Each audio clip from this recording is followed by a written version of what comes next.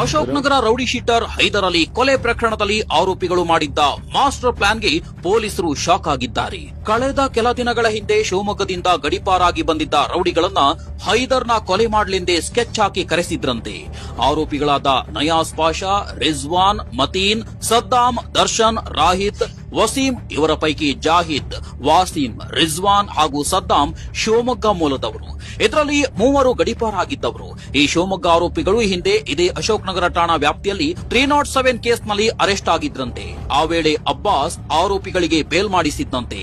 ಈ ಆಯಾಮದಲ್ಲೂ ಪೊಲೀಸರು ತನಿಖೆ ನಡೆಸುತ್ತಿದ್ದಾರೆ.